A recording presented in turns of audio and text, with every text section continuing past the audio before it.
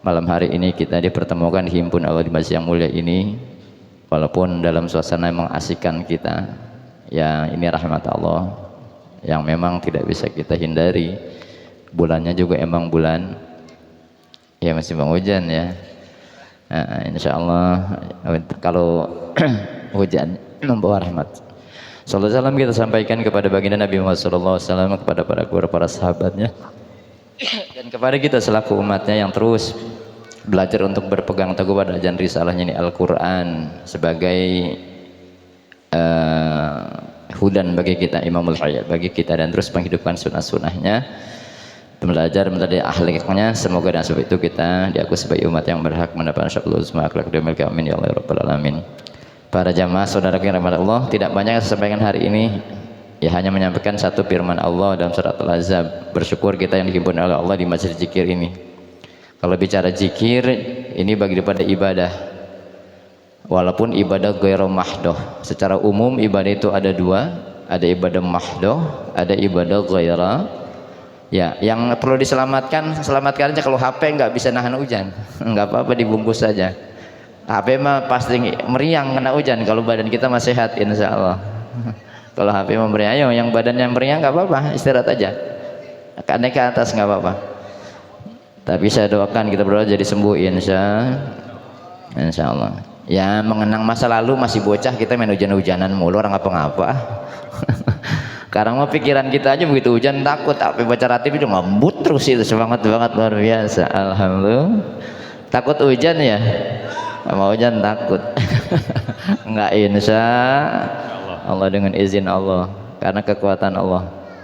Ya, satu ibadah saya bilang kan ini ngaji, sebenarnya ini apa, silaturahmi antara saudara, ya tidak hanya di sahabat ummah, di Perang Mustika ini memang seperti saudara, keluarga sendiri.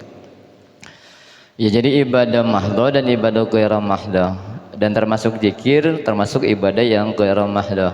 Ibadah ghairu mahdoh itu artinya tidak terbatas waktu, jumlah, ruang, waktu, kapan saja. Dan termasuk kalau di Quran perintahnya banyak, larangannya tidak gitu.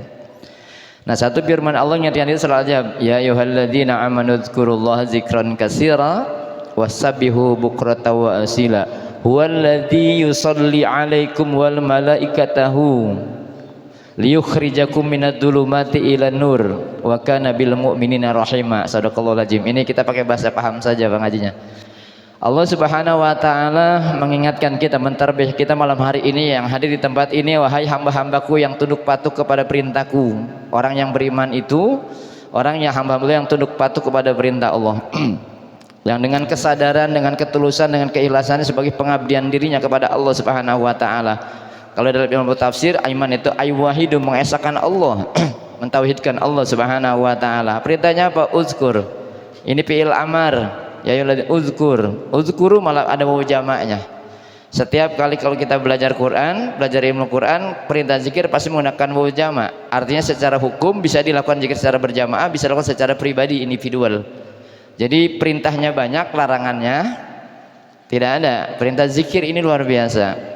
Zikir ini dalam bahasa yang lebih paham tingkatannya 3 Bapak Ibu. Ini juga masih diilmuin zikir ini.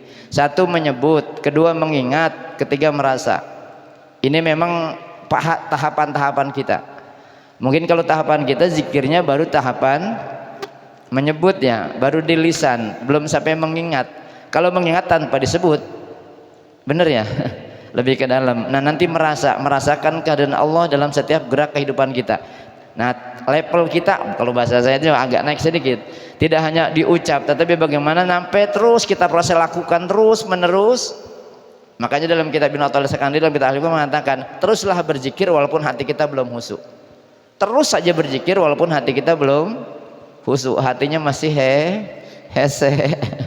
Terus aja, nanti Allah yang membimbing kita. Ada meninggalkan zikir, mudaratnya lebih besar gitu. Nah, jadi secara hukum Bapak Ibu, bahwa zikir ini berarti bisa dilakukan secara pribadi, bisa dilakukan secara jamaah. Yang jamaah kalau dari hukum sunnah namanya takrirur rasul, disetujui oleh baginda Nabi Muhammad sallallahu alaihi. Bagi kita umatnya ada sunnah, ada takrir namanya. Bagi kita umatnya takrir rasul itu dihukum. Bagi kita bisa digunakan, termasuk riyadhah, exercise, latihan buat kita. Walaupun awal tadi Orang kayak saya, kayak kita tingkatannya baru menyebut, belum sampai mengingat gitu. Kadang-kadang mulut menyebut, pikirannya di mana? Karena belum kompak nih kita antara hati, pikiran dan rasa kita. Maka teruslah berzikir. Nah, perintahnya itu uzkuru berarti fil amar. Zikron kasiro, zikir sebanyak-banyaknya. Berarti enggak terbilang tuh. Ini termasuk ibadah ghairu mahdoh, zikir yang tanpa hilton dan bilangan. Dan bertasbihlah pada pagi dan sore hari, perintahnya begitu. Makanya ada zikir pagi sore itu. Padahal bahasa tafsirnya itu berzikirlah pada saat kondisi pagi sampai sore, dari sore sampai, begitu pemahaman tafsirnya. Bukan cuma pagi dan sore. Cuma levelan kita bersyukur bisa zikir pagi sama sudah alhamdulillah. Syukur-syukur nanti bisa naik, zikirlah dari pagi sampai sore, dari sore sampai, itu pemahaman ke dalamnya, naiklah levelnya ya. Zikirnya terus menerus berarti. Nah, apa sih yang kita dapati nih hebat Bapak Ibu? Ternyata hamba-hamba Allah yang terus mengingat Allah. Kalau dalam bahasa tafsir zikir itu maknanya mengingat, memang bukan menyebut. Jadi kalau mengingat itu lebih ke dalam sedikit lah. Tidak disebut tapi mengingat. Mengingat Allah pada setiap kondisi apapun. Bahkan dalam tafsir Ibnu Katsir ini mengatakan bahwa zikir itu dalam kondisi apapun terus mengingat Allah Subhanahu wa taala. Bahkan dalam ayat yang lain, kalau kita merujuk kepada ayat yang lain, tanda orang yang beriman itu alladzina idza dzukirallahu wazilat qulubuhum. Orang yang beriman dengan benar itu hatinya terpaut, terkoneksi terus kepada Allah Subhanahu wa taala. Ini mengingat. Kalau mengingat nggak usah pakai speaker. Karena emang nggak usah disebut. Cuma tahapan kita baru ya, tapi terus menyebut, itu bagus karena lisan kita diajak ibadah. Kalau barang-barang kudu dijiharkan. Ada zikir khofi namanya, ada zikir jihar. Kalau barang-barang mesti jihar. Kalau sendiri ya khofi, masa sendirian teriak-teriak. Jadi metode yang diajarkan dalam agama kita begitu melalui Al-Quran. Apa yang kita dapati ketika kita intensif zikir kepada Allah, huwallazi yusalli alaikum. Huwa itu dia, maksudnya Allah memberikan sholawat kepada mereka yang banyak mengingat. Jadi Allah akan memberikan sholawat kepada hambanya yang banyak mengingatnya. Saya manakan mengingat zikirnya ini. Jadi kalau kita sering mengingat Allah, maka Allah akan berikan kita sholawat. Ternyata sholawat bukan cuma kepada Nabi, walaupun levelnya beda sholawatnya. Kalau ke Rasulullah sholawat yang sempurna dari Allah. Ternyata bagi hamba-hamba Allah yang terus mengingat Allah dalam kondisi apapun, maka Allah berikan dia sholawat. Sholawat itu apa artinya? Sholawat itu tahu artinya? Nah, sholawat itu apa artinya sholawat? Hah? Sholawat itu artinya apa? Wele. Ngaji orang ngerti arti nih. Kalau suruh ngaji emoh. Sholawat podo wae. Kalau sholawat sebenarnya maknanya lebih dalam daripada sholat. Maka sholat pun terkadang menggunakan baca sholawatul khams gitu, sholat 5 waktu. Sholawat itu berarti terkoneksi, terhubung langsung terus kepada Allah Subhanahu wa taala. Ini yang dimaksud. Tidak ada kaitannya, pertama kali orientasinya bukan keduniaan zikir itu. Jadi ketika kita terus berzikir kepada Allah, mengingat Allah dalam kalbu kita, maka Allah akan memberikan sholawat. Allah yang akan memberikan kita kekuatan terus terkoneksi dengan Allah Subhanahu wa taala. Allah yang akan memberikan kita kekuatan terkoneksi terus hati kita kepada Allah Subhanahu. Kalau kita yang kepengin susah, tapi kalau Allah yang mau kun fayakun akan terjadi insya Allah. Jadi kalau yang dapat salawat Allah, satu mananya itu terkoneksinya qalbu dengan Allah. Allah yang akan hadir kepada kita, merasakan ada Allah dalam setiap ruang gerak kehidupan kita. Kalau sudah sampai tingkatan zikir kemerasa luar biasa, kita takut melakukan kemaksiatan. Satu. Yang kedua, wal malaikat tuh, ini saya singkat aja, dan malaikat pun meminta ampun bagi mereka hamba Allah yang zikir kayak gini nih. Dimintakan ampun oleh para malaikat sebanyak tetesan hujan yang turun pada hari ini. Memintakan ampunan bagi mereka yang hari ini duduk di majelis zikir ini. Jadi sebanyak mana? Sebanyak tetesan hujan yang menit tubuh kita hari ini. Alhamdulillah dimintakan ampun sama malaikat. Yang kedua, didoakan oleh malaikat. Wah, malaikat itu malaikat mendoakan kita sampai nanti kita selesai di tempat ini. Ada nanti malaikat yang melaporkan kepada Allah. Ini malaikat pasukan Satpol PP lapor kepada Allah. Sedang apa ada di Mustika? Bukan Allah tidak tahu. Allah tanya malaikat. Malaikat yang selalu lapor setelah selesai, hambamu di Mustika sedang menyebut pengagungan asmamu ya Allah. Mereka takut apa? Takut dengan nerakamu. Mereka apa? Tahu dengan neraka? Tidak. Andai mereka takut, tahu dengan neraka, mereka tidak akan bergeming dari zikir itu. Mereka ingin apa? Ingin surga. Apakah mereka pernah masuk surga? Belum. Andai mereka tahu, mereka akan bangkit dari tempat zikirnya. Kata Allah, siapapun yang duduk di majelis ini, saksikan wahai para malaikatku, mereka bubar dari tempat ini sudah minta rahmat dan ampunan daripada Allah Subhanahu wa taala. Alhamdulillah. Maka pulang dari sini sudah dilebur dosa kita oleh Allah Subhanahu, disibkoh bahasanya oleh Allah itu. Itu doa malaikat. Nah hebatnya apa? Kalau kita dapat sholawat dari Allah, dapat doa malaikat, ada cirinya. Liyukhrijakum minadz-dzulumati ila nur. Hamba-hamba Allah yang duduk di majelis ini, Allah keluarkan dari kegelapan kepada cahaya. Yang sakit disembuhkan insya, yang punya hajat dikabulkan hajatnya, yang dalam kegelapan pikirannya, cumpet apapun urusan ekonominya, pulang dari sini Allah berikan cahaya jalan keluar baginya. Alhamdulillah. Cuma kudu sabar nunggunya, nggak besok spontan. Kita mah pengennya ayo sudah. Doa itu Bapak Ibu, kalau doa pengen dikabulin itu doa anak-anak. Ada hamba Allah yang kuat, kata Allah. Menurut Allah tuh hamba Allah kuat. Mereka banyak doa zikir tapi doanya tidak pernah dikabulkan oleh Allah. Bukan mereka Allah tidak sayang. Sampai malaikat tanya, ya Rabb, si Fulan bin Fulan sering berzikir berdoa kepadamu, kenapa tidak kau kabulkan doa keinginannya? Karena aku tahu kekuatan hambaku, si Fulan bin Fulan tidak aku kabulkan di dunia, dia tetap beribadah kepadaku dan berdoa berzikir kepadaku. Itulah hambaku yang kuat. Tapi kenapa si Fulan bin Fulan yang satu yang kau kabulkan ya Allah? Karena si Fulan bin Fulan yang satunya kalau doanya tidak dikabulkan, besok nggak berdoa lagi, berhenti ibadahnya. Ini mah doanya bocah, pengen dikabul. Kita pengen yang pertama apa yang kedua? Dua-duanya pinter ya, itu mah bukan pilihan, keinginan. Liyukhrijakum minadz-dzulumati ila nur. Bahkan kolbu kita, kekerasan kolbu kita dilembutkan oleh Allah Subhanahu wa taala. Maka ayat ini diakhiri dengan wa kana bil mu'minina rahima. Hamba Allah yang sering berzikir mengingat Allah, malaikat berkat doa para malaikat, Allah berikan salat kepada mereka, Allah keluarkan dari kegelapannya. Maka kehidupan mereka, orang-orang beriman senantiasa hidupnya penuh kasih sayang. Wa kana bil mu'minina rahim. Makanya orang yang zikir lembut hatinya. Cirinya orang yang zikir lembut hati. Orang lembut hati tidak arogan, ucapannya santun. Zikirnya berarti beres.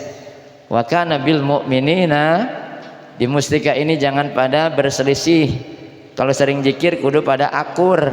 Walaupun mungkin zikirnya beda, biasa orang minum aja beda-beda merek, tebang merek doang yang beda.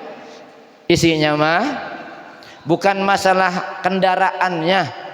Torikot apapun monggo silahkan, tergantung keyakinan kita dan guru kita. Yang penting usulnya kepada Allah Subhanahu wa taala. Hasil zikirnya opo? Menjadi lembutkah hati atau keras hatikah kita? Orang yang zikir kepada Allah, yang dapat salat Allah, pasti menjadi tajul iman, semakin kuat keyakinannya kepada Allah. Satu.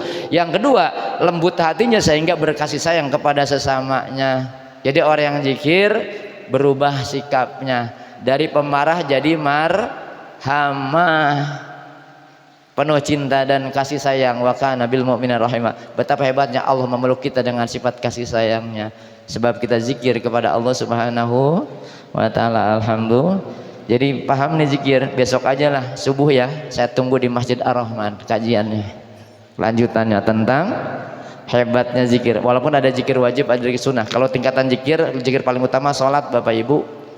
Zikir paling utama yang wajib as-sholatu lidzikri wa dzikrullah, kalau saya klasifikasi. Yang kedua qiraatil Quran, seringlah baca pelajari Al-Quran. Yang ketiganya doa-doaan harian yang diajarkan oleh baginda Nabi. Yang ketiganya berzikir jamiah seperti ini. Ini riyadhah exercise buat kita untuk terus terkoneksi kalbu kita kepada Allah Subhanahu wa taala.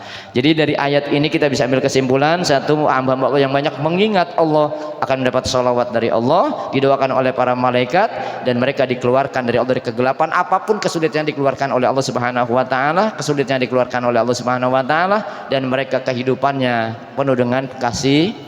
Menjadi mustika ini jadikan kehidupan yang beraroma surgawi, aman, damai, tanpa ada apa namanya ya. Kalau perbedaan mah sunatullah, emang mau disamain muka kita aja beda. Berbedaan sunatullah nggak bisa. Seragamkanlah yang perlu diseragamkan dan jangan dipaksa seragam kalau memang itu sunatullah perbedaan. Kan bapak-bapak mah pinter bikin seragam baju mah, seragam hati mah ada teuing. Seragam baju mah gampang seragam hati teuing. Ya susah. Nah maka orang yang zikir akan diseragamkan, hidupnya penuh dengan kasih, insya Allah berubah akhlaknya, semakin sayang sama istrinya. Nggak usah jauh-jauh ngukurnya Pak, kalau sukses zikir kita lihat aja, tanya istri kita, mah saya sering zikir udah lembut hati belum? Marah-marah mulu ge sama anak.